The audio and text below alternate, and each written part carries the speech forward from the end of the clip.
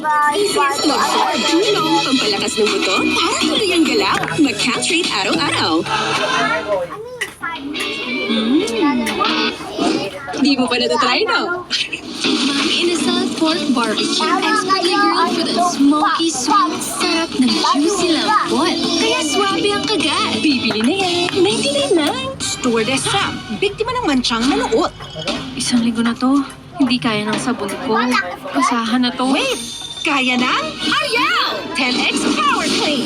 Mas tanggal ang nanuot. Imposibleng mansya ang sige sa Ariel. Irritabling throat at ilong? Try mo, Vicks Vapor Drops Extra Strong.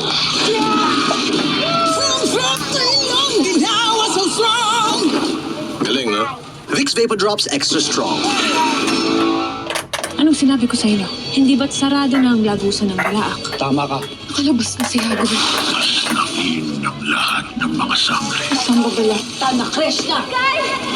Ganito na tayo ng mga kalaban. Sangre! Oh, panalo! Batang-bata tama hinanap! Miss Robinson! Miss Robinson yan. Kung gano'n, sino si Mr. Robinson? You know. Sagasi hit for real. Bakit ba with the housemates? Bakit ba nasanay na kayo sa mga ganong klaseng bigo? Bakit ba hindi nyo agad kaming kinausap patungkol sa mga jokes na hindi nyo nagustuhan? PBB Celebrity Collab Edition 2.0, 9:40 p.m. Stories have the power to change lives. Salamat kasi binahagi niyo yung kwento niyo sa amin at dahil doon, marami ring tumulong. Nagbumulan, Lahat po yan parte ng reclamation project. nanindigan, Nadatnan natin dito yung mga nagpo-protesta. Ilalaban po. patuloy na nagbibigay ng serbisyong totoo. Ang awarded broadcaster. Most awarded news magazine sa Pilipinas. Hatid ang mga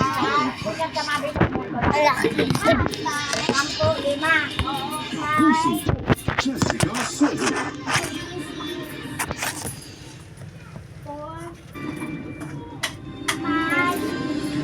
Pinagagawa ang magkapatid sa Davao Oriental. Ang ilang menor de edad na 9 hanggang 14 na taong gulang lamang. Nakatutok si Marisol Abdurrahman. Exclusive. Inaresto matapos mahuli sa ako ang magkapatid na suspect na 16 at 18 anyos habang nagpapagawa ng mga hari sa mga batang edad siya hanggang 14 para kakitaan online.